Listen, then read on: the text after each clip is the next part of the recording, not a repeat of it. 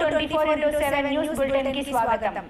విజయనగరం జిల్లా బొబ్బిలి మండలంలోని స్థానిక హెబ్రోన్ మందిరములో శుక్రవారం నేషనల్ క్రైస్తవ దినోత్సవ వేడుకలు ఘనంగా నిర్వహించారు.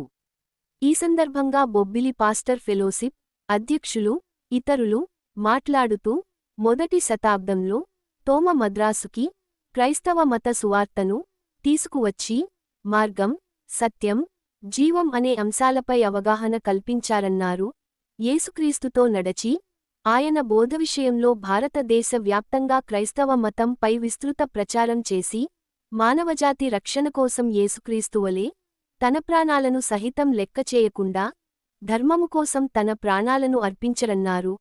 ఆయన త్యాగానికి గుర్తుగా క్రైస్తవులకి ఈ గొప్ప రక్షణను క్రీస్తు ద్వారా అందజేసినందుకు ఈ క్రైస్తవ దినోత్సవ వేడుకలు జరుపుకుంటున్నామని వారు తెలిపారు. ఈ రోజు క్రైస్తవులకు ఒక శుభదినమని వారు ప్రస్తావించారు. ఈ కార్యక్రమంలో అధ్యక్షులు ఎన్.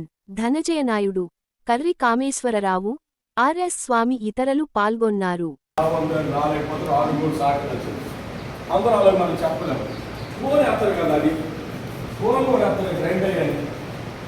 ఫోన్ చేస్తే ఫోన్ వేస్తాం. ఇలా ఉంటే మనం